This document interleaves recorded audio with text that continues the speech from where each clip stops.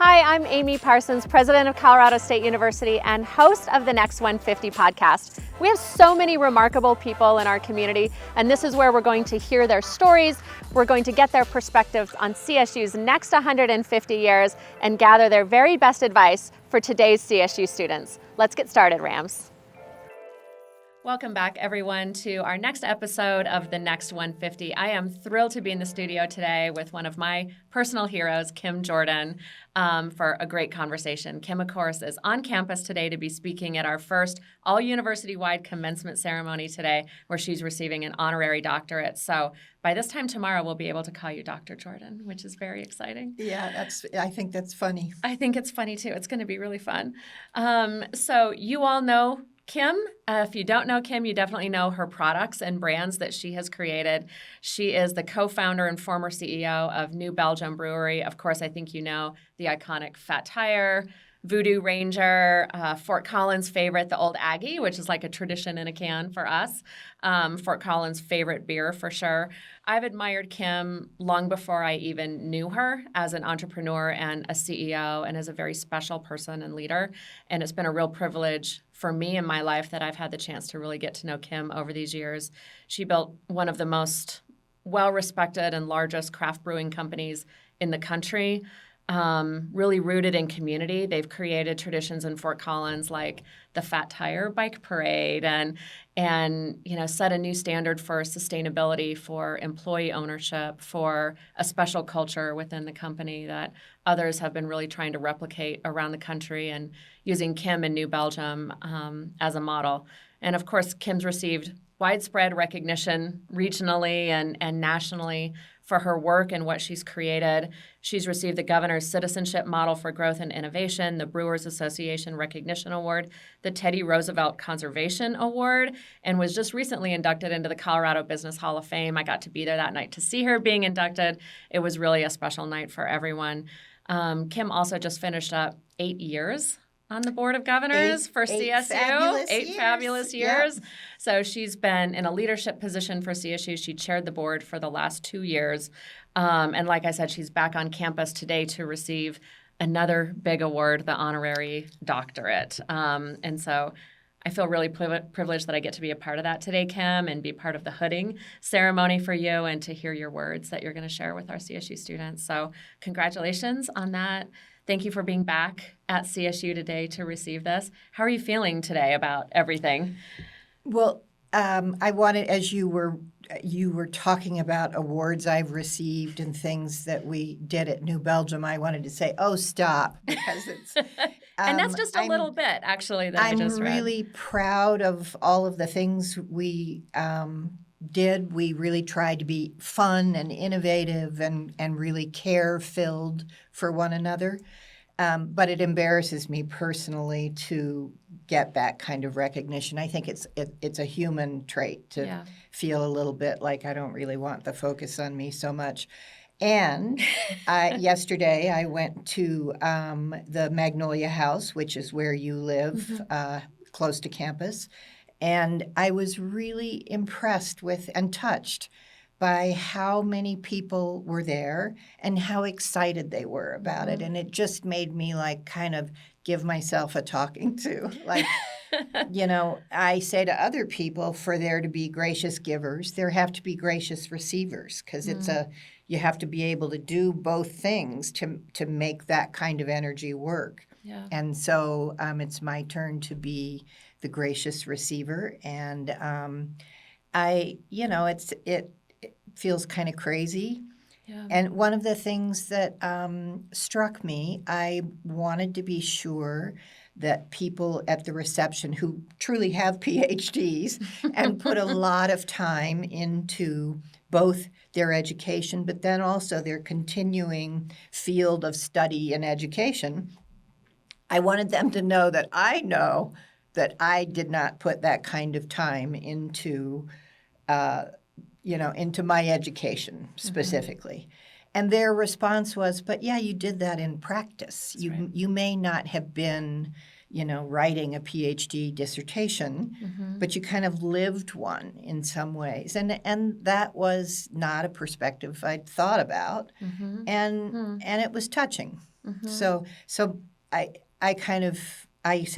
sometimes will say that I have practice wisdom, and I've worked to build a body of practice. And I'm honored that people recognize that. Well, we're so proud that you're a CSU alum, and you talk about, the education that you put in. Let's talk about that time as a CSU student and how you came to CSU in the first place to study social work and how that worked out for you. Yeah. I put myself through college. And so I went on the many-year on and off plan because I would work and save money and apply for, grants and student work study and different ways of making that work. I was a school bus driver for many years because I could, drive the school bus in the morning, go to classes, and then drive the school bus in the afternoon. And in those days, for some reason that is lost on me now, they made us wear uniforms. And the uniform they picked was like a Forest Service uniform. So it was kind of olive, not pretty ram green, but olive drab, and looked a little like maybe I was in the military. And a lot of times I didn't have time to change clothes in between one thing and the next thing. So I'd be walking around campus, I was probably, 22 then, with this kooky look. Very official looking. Yeah, that it probably didn't help my already, part-time, non-traditional student. So that's sort of, picture that milieu as we talk about other things. I took some classes in animal science. I had a class with Jack Avens, and I also had a class with Tom Sutherland, and this was before Tom was a hostage in the Middle East. And both of them just amazing human beings.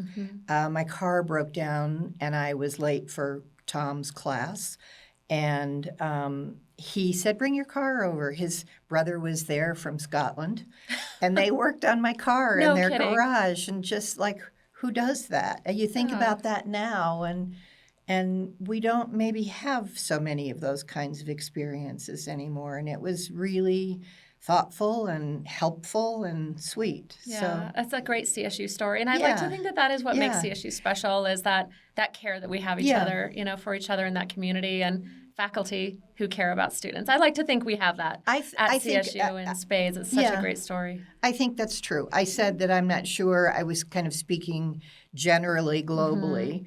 But I do always feel when I'm here this feeling of care. That people, whether I'm, in a hotel or on campus or in a coffee shop, there's just a lot of people who radiate, you matter to me, which is really special. Yeah. I think you're going to see a lot of that radiating today when we're at the commencement ceremony with all of the students there on the football field. Yeah. And, your experience, I think, is really relatable to students. Not everybody goes through just on a 4-year path and graduates and goes on. There's starts and stops and jobs and things that happen, and hopefully we're a place that supports all kinds of students and in their journey. And you came to study social work. I did end up, after a few, of classes of this and that, I also took a landscape design class that was great. And, as I garden, I think about things that I learned there. But yes, almost all of the coursework that I took was in social work, with a few, some tracks in social work really lend themselves to human development. So a lot of what I did was in that college. Yeah. So, yeah. So, of course, you're known for New Belgium and getting into the craft brew industry and creating that. So how did the leap happen between social work and brewing? Well, I wouldn't say that social work had anything to do with the leap per se, but I did realize as I started trying to figure out, okay, so we're going to do this thing and we're going to hire people and we're going to have this relationship with people. What do I want that to feel like? And what do I want it to look like to both to the people who are our coworkers, but also, sort of people looking from the outside in. And social work was really helpful with that. And it's a systems perspective. And that was really helpful. Being a generalist was really helpful. So I often say that, the social work degree is great preparation for CEOing, because that's not it's not like being a microbiologist where you do, this thing. It's a breadth of things. And I think that was one of the things that we were really great at New Belgium, was sort of collecting a breadth of whether it was environmental stewardship or employee ownership or open book management, or just a culture that felt you could stop in the hall and, chat, catch up with people about life. Yeah. All of that, I think, was social work was a really helpful medium to build that on. That's so interesting. I don't know that I've ever heard that perspective before about social work as a foundation for entrepreneurship. Yeah. And it makes sense the way that you just described it, because, what you created at New Belgium is so cutting edge in terms of that community and that brand and that fun and sustainability that you all created there, that it's so powerful at New Belgium, and being founded in Fort Collins, it sort of permeates our entire community. It's very CSU, it's very Fort Collins, things like the Tour de Fat, all of that, I think, reflects New Belgium, and New Belgium reflects that culture. Yeah, which was a really interesting kind of aha for me. When I first moved to Fort Collins in 1976, so I lived here for a really long time, it was still a pretty conservative town. And also just that era of, stores closed at 1 o'clock on Saturday so that people could have the rest of the weekend off, things like that. And when we started New Belgium in 1991, so, fast forward all that time, I fairly early on realized that we could have an impact in Fort Collins. One of the very first ways was through bicycles. We had been in business about 2 years when we decided that it would be great to give our coworkers a bicycle on their 1-year anniversary.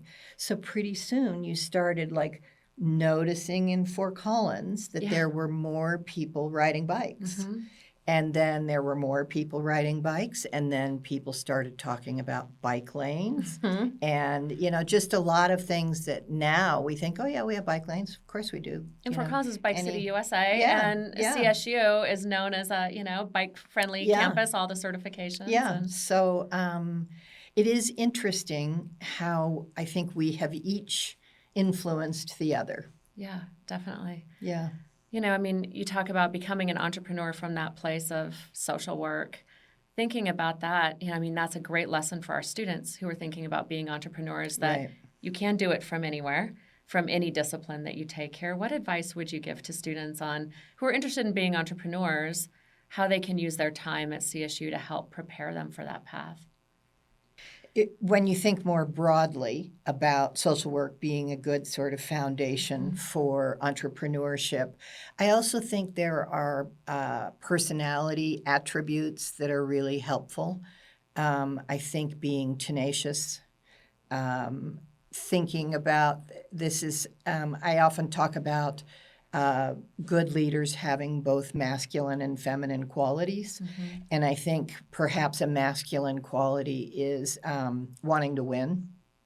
And I think it's important to want to win because I think, if your idea that you're building your entrepreneurship chops around is one that exists in a marketplace, which that's pretty much always true, you need to figure out, what it is that's going to set you apart, how you're going to deliver that in a really interesting and high quality kind of way, and how you're going to push yourself enough to prevail, to be at the top of the heap. Yeah.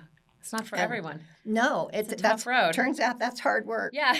That is a lot of hard work. And I think that you have to prepare yourself for, that's a question to ask, like, do I want to work that hard? It's a risk as well. It is a risk. I mean, that's why it's definitely not for everyone to go out on a limb with your own new brand, new product, new company, put yourself out there on the line. Quit a job you might have had, to do something that may not pay you. In our case, we took a second mortgage out on our house. We didn't pay ourselves. We racked up all kinds of credit card debt.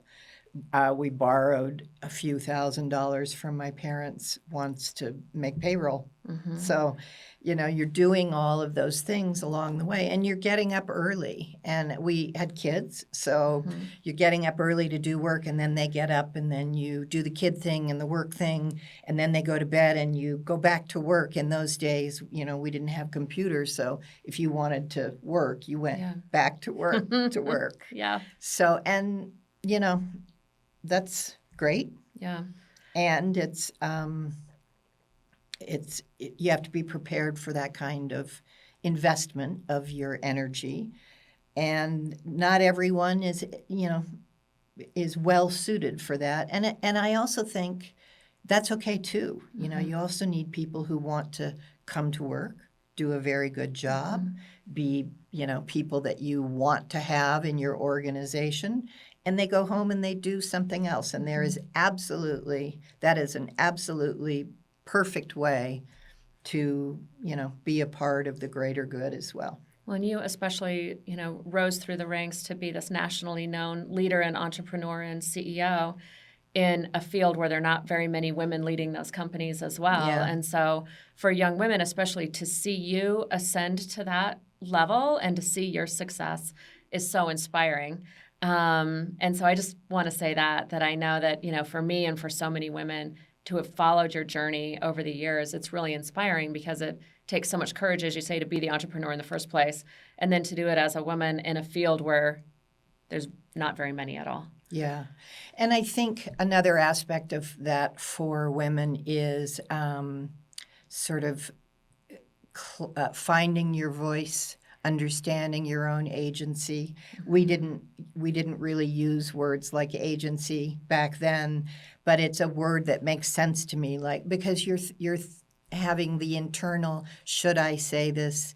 Is it okay of me to say this? Who am I to say this? Those kinds of internal struggles around from something that's mundane through something that's so values aligned that you really feel compelled.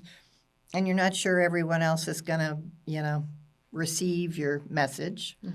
So that, there are a lot of places where you have to kind of step out there. And I've had the privilege of watching you in your role on the Board of Governors for the CSU system over the last 8 years and seeing that courage and that agency that you've had around the board table to ask those questions, to challenge people where some people might not. And you do it in such a gracious and thoughtful way that I've really learned a lot from watching you in those spaces. And, you don't have to volunteer to do things at CSU. You don't have to volunteer to be on the board. Talk a little bit about why that's important to you, to stay connected to CSU and to take on that volunteer leadership role for so long for the university.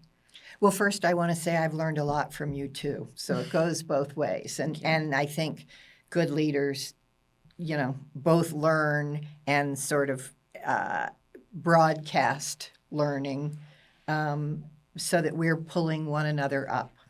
And I think that's a really important part of working with a group of people. And I think women are particularly good at that.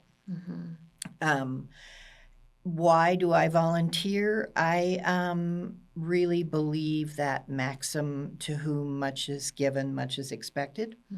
And I volunteered as a kid. I would be the little dork in my neighborhood who's like, let's go pick up trash on the creek, I have the bag, let's, I can see that. And my friends would be like, I think it's important to be a part of the world in a way that is generous and um, encouraging.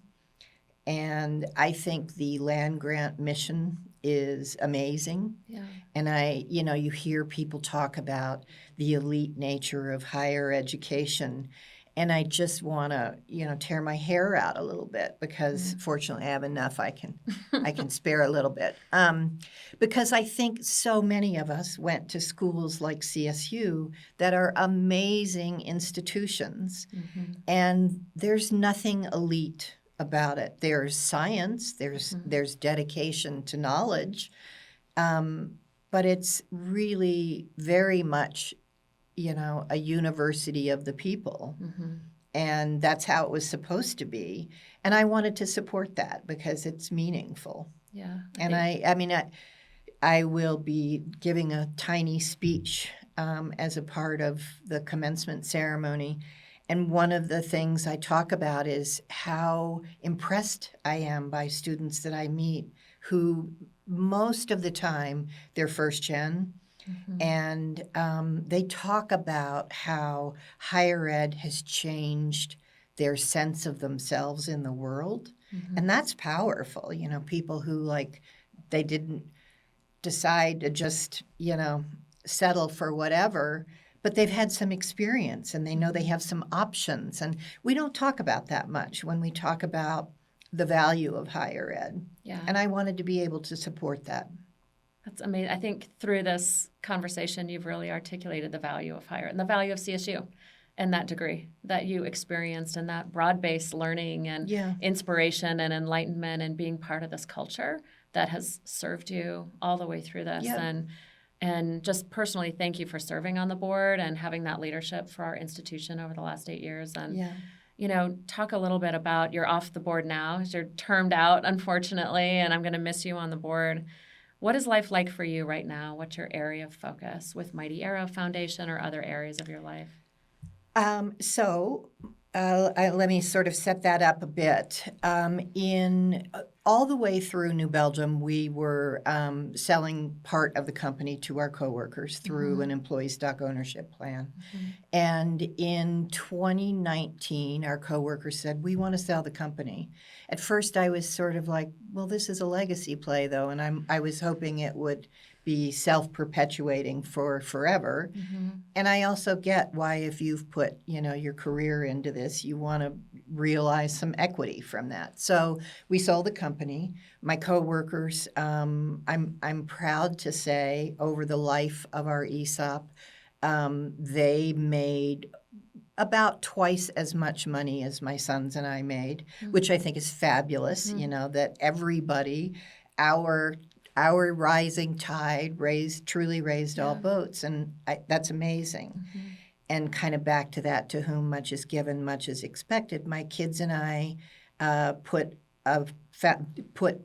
a fairly significant part of the proceeds of that into a family foundation. To talk about that more specifically, I have to say that our executive director, Jordana Barrick, is amazing. And is really self-motivated, not just in I make sure that I do the work, but what can I do to make sure that what we're doing at Mighty Arrow is kind of congruent with what we did at New Belgium. How do we practice philanthropy in a way that punches above our weight? How do we sort of set an example for what might be called the best practice in philanthropy? And, we have very large foundations get in touch with us to say, "I read this story that Jordana wrote," or "I saw her speak," or and we want to know more about how you're doing these things. So I think she's doing that. And that's amazing. Yeah. And that's really, I can't take a lot of credit for that. I think she would say I have created the kind of fertile ground for her to grow that. And I'm happy to be that person in that context with her. Yeah. And then part of the proceeds I used to buy some land in Northern California to do a land stewardship project. Mm-hmm. So we took out a bunch of grapes. In Northern California, there's a kind of a monoculture of vineyards. They're beautiful, and wine is great. And at the same time, we're really coastal grassland is endangered, just like redwoods are endangered, and wild places generally. So we're working on sort of rewilding the grassland. We're working on forest health and biome health and the ecology of that little place. So, wow. Yeah. That's amazing. So it's been fun. Yeah. Goes back to some of the classes you took at CSU. Yeah. All the way putting those to good use. Yeah.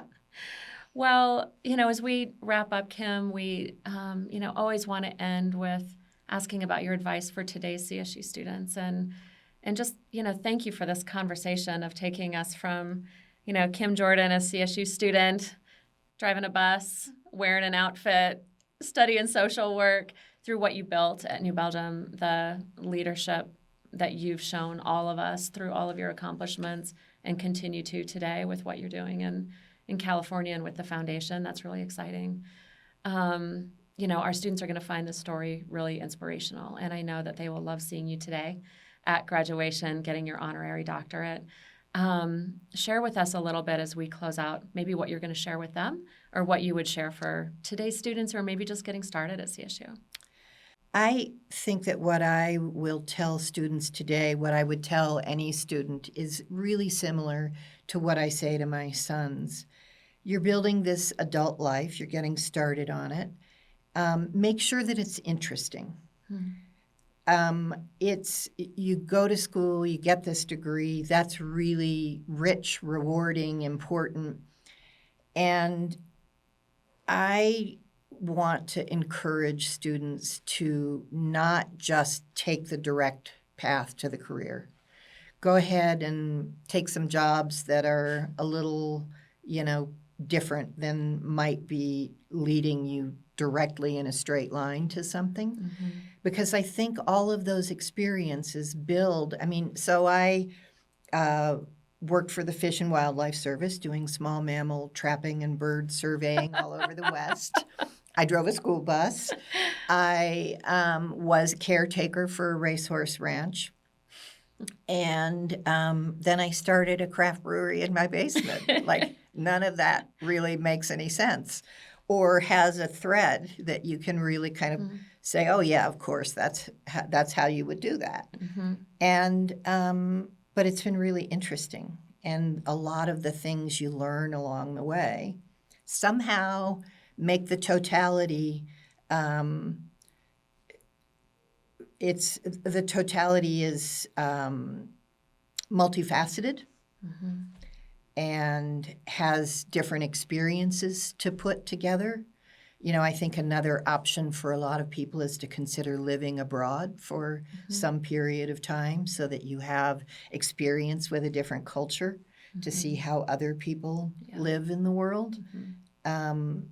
All of those life experiences, when you look back, and I think that's one powerful tool, is to say, if I'm looking back, how will I feel about how I've lived my life? And I think those kinds of experiences help people to feel happy and proud and, like they can really embrace the beauty of the life that they've lived. Well, that's a perfect advice for our Rams. It's actually great advice for all of us. So thanks for sharing your time with us this morning. It is my pleasure. Again, congratulations on your honorary doctorate today, and hopefully you'll be back at CSU many, many more times. I hope so, too. So thanks, thank you Amy. very much. And Rams, you heard it here first from Kim Jordan. Take the interesting path. Follow her lead on that. Yeah. Thanks, everybody. Go Rams. Go Rams. Thank you for listening. I'm Amy Parsons, president of Colorado State University, and you're listening to CSU's The Next 150, where we explore what comes next for CSU by chatting with change makers who are already leading the charge and shaping our next 150 years. I'm gathering their very best advice for today's CSU students. Stay tuned to wherever you get podcasts for our next outstanding conversation. Go Rams!